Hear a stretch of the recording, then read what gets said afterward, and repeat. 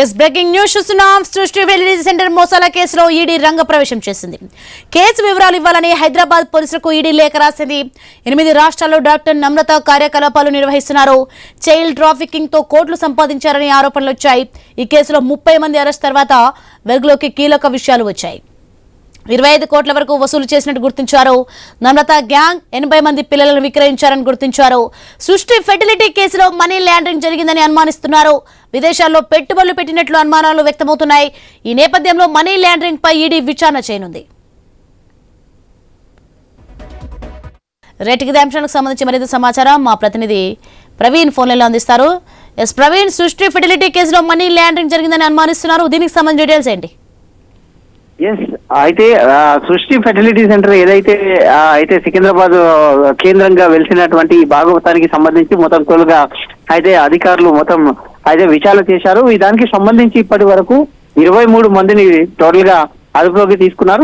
ఇందులో మెయిన్ గా ఉన్నటువంటి డాక్టర్ నమ్రతను పోలీస్ కస్టడీకి కూడా తీసుకున్నారు. కస్టడీకి తీసుకున్న తర్వాత 5 రోజుల కస్టడీకి తీసుకుని విచారించిన నేపథ్యంలో అదేవిధంగా A3 కళ్యాణి అయితే ఆ విధంగా A6 ని కూడా విచారించిన నేపథ్యం భారీగా మనీ లాండరింగ్ జరిగినట్టుగా కూడా అయితే పోలీసులు గుర్తించారు. కాబట్టి 25 కోట్ల మేర మనీ లాండరింగ్ జరిగినట్టుగా గుర్తించారు. అదేవిధంగా నమ్రతకు సంబంధించి మొత్తం తొలగా చూసుకుంటే విదేశాల్లో కూడా భారీ పెట్టుబడులు చేసినట్టుగా గుర్తించారు. ఇదే విధంగా హైదరాబాద్ లో కూడా భారీగా అక్రమ ఆస్తులను కూడా గుర్తించిన నేపథ్యంలో మనీ లాండరింగ్ కేసుకు సంబంధించి కేసు కూడా నమోదు చేసే దిశగా అయితే పోలీసులు ఉన్నారు. ఇంకా ఎక్కడెక్కడ ఆస్తులు ఉన్నాయి అంటూ కూడా ఆ కోణం లోపల దర్యాప్తు చేస్తారు. ఇప్పటికే తన లావాదేవీలో ఉన్నటువంటి బ్యాంకులో ఏవైతే బ్యాంక్ ఖాతాలు ఉన్నాయో వాటిని అన్నింటినీ కూడా సీజ్ చేయడం జరిగింది. కాబట్టి మొత్తం తొలగా చూసుకుంటే భారీ మొత్తంలో ఒక్కొక్కరి దగ్గర నుంచి సరోగసి పేరుతోన ఒక్కొక్కరి దగ్గర నుంచి సుమారుగా 30 నుండి 40 లక్షలు వసూలు చేసినట్టుగా తెలిసింది. ఒక హైదరాబాద్ కేంద్రంగానే 30 సరోగసిల పేరుతోని అయితే అడ్డదిడ్డంగా మొత్తం తొలగా కూడా 50 లక్షల వరకు వసూలు చేసినట్టుగా ఒక్కొక్క 50 లక్షలు అంటే Hyderabad కేంద్రంగానే 30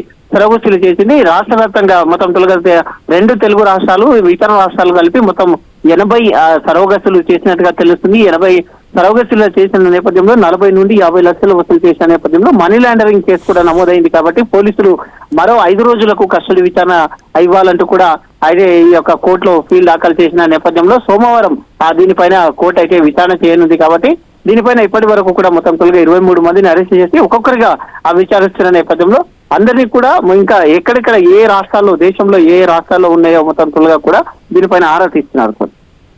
right, thank you Praveen.